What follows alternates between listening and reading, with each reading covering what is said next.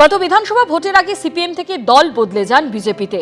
তারপরই ভোটের টিকিট এবং একদার রাজনৈতিক গুরু অশোক ভট্টাচার্যকে হারিয়ে বিধানসভায় এবারেও শিলিগুড়ি আসনে শঙ্কর ঘোষের উপরই ভরসা রেখেছে বিজেপি। উল্টো দিকে রয়েছেন তৃণমূলের হেভিওয়েট প্রার্থী শিলিগুড়ির মেয়র গৌতম দেব।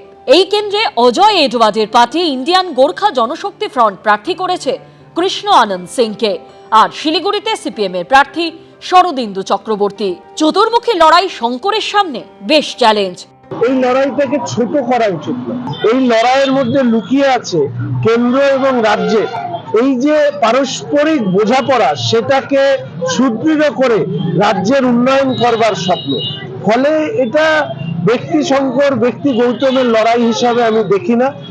এর আগে যিনি দাঁড়িয়েছিলেন বা বর্তমানে যিনি দাঁড়িয়েছেন তাদের প্রতি পূর্ণ সম্মান রেখে বলছি যে শিলিগুড়ি শহরে ভারতীয় জনতা পার্টিকে হারানোর মতন অবস্থায় কোনো রাজনৈতিক দল নেই। কখনো গুরুদ্বারে গিয়ে জনসংযোগ সারছেন, সেখানে লঙ্গরে খাবার খাচ্ছেন, কখনো এলাকায় ঘুরে ঘুরে কথা বলছেন স্থানীয়দের সঙ্গে, ভোটারদের সঙ্গে সেলফিও তুলছেন। ভারতীয় জনতা পার্টির সংকল্প পত্রে সেটাকে লিপিবদ্ধ হতে দেখার একটা আনন্দ আছে, উদ্বেগ নয়। আনন্দটা হচ্ছে স্বপ্ন পূরণ হওয়ার পথে। ভোট প্রচারের পাশাপাশি শরীরের দিকেও নজর রাখতেই হচ্ছে। খাবার খাচ্ছেন বুঝে শুনে। শঙ্কর ঘোষের সকাল শুরু হয় চা বিস্কুট দিয়ে, একটু বেলা হলে রুটি তরকারি, দুপুরের মেনুতে থাকে ভাত, ডাল, তরকারি, মাছ, আর বিশেষ দিনে থাকে নিরামিষ পদ। এই খাবার খেয়েই দিনভর প্রচারের মাঝে নিজেকে ফিট রাখছেন বিজেপি প্রার্থী সনদ ঝা, এবিপি আনন্দ, শিলিগুড়ি।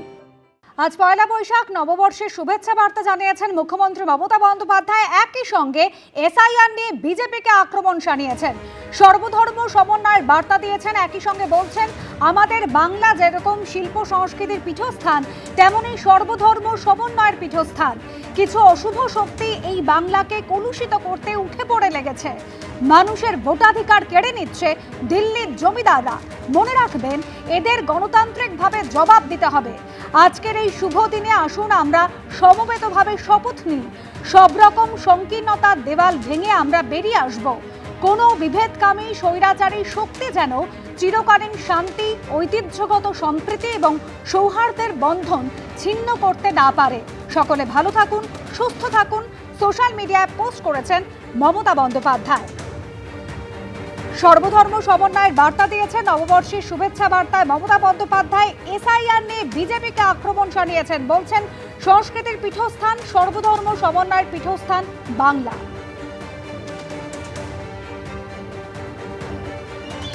শুভ নববর্ষে সকলকে শুভনন্দন জানাচ্ছি। সবাইকে অনেক অনেক নমস্কার।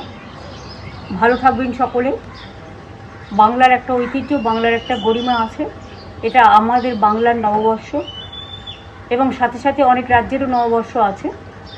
আমি সকলকে বলবো, বাংলা সংস্কৃতি সম্প্রীতির পীঠস্থান এবং সমস্ত সামাজিক সংস্কারের, জাতীয়তাবাদের আন্দোলনের, স্বাধীনতা সংগ্রামের পীঠস্থান। বাংলা সংস্কৃতির পীঠস্থান, বাংলা সর্বধর্ম সমন্বয়ের পীঠস্থান, সংহতির পীঠস্থান। সব ধর্ম, বর্ণ, জাতি বিশেষে সব মানুষ ভালো থাকুন, সুন্দর থাকুন।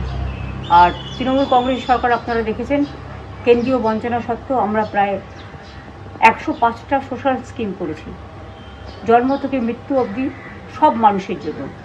আগামী দিনও সব মানুষ যাতে ভালো থাকে, সেটা দেখাই আমাদের আসল উদ্দেশ্য। দিল্লির জমিদাররা অনেক অত্যাচার করছে, ভোট কাটছে,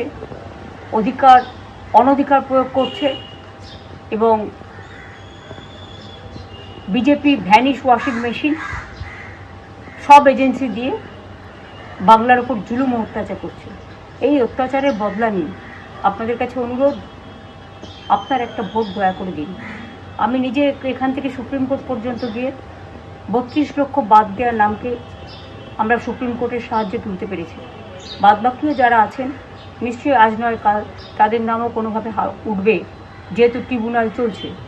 তাই আসুন, আমরা দাঙ্গা নয়, রক্ত নয়, সন্ত্রাস নয়, অত্যাচার নয়। ওরা অনেক চমকাচ্ছে দিল্লি থেকে, কোনো চমকানি নয়। আসুন আমরা নতুন ভোট নিয়ে আসি, শান্তি সম্প্রীতির বার্তা দিয়ে, সংস্কৃতির বার্তা দিয়ে, সকলকে ভালোবেসে। এই বাংলাকে যদি ভালো রাখতে হয়, তাহলে মনে রাখবেন, গণতন্ত্রের পীঠস্থান হচ্ছে আপনার নির্বাচন, এবং নির্বাচনটা হচ্ছে মানুষের একটা উৎসব, ভোটের উৎসব। এসআইআর নিয়ে মুখ্যমন্ত্রী মমতা বন্দ্যোপাধ্যায় তিনি সুপ্রিম কোর্টে লড়াই করেছেন সে কথা মনে করিয়ে দিয়েছেন, সর্বধর্ম সমন্বয়ের বার্তা দিয়েছেন, বলছেন কিছু অশুভ শক্তি বাংলাকে কলুষিত করতে উঠে পড়ে লেগেছে, মানুষের ভোটাধিকার কেড়ে নিচ্ছে দিল্লির জমিদাররা, মনে রাখবেন এদের গণতান্ত্রিকভাবে জবাব দিতে হবে।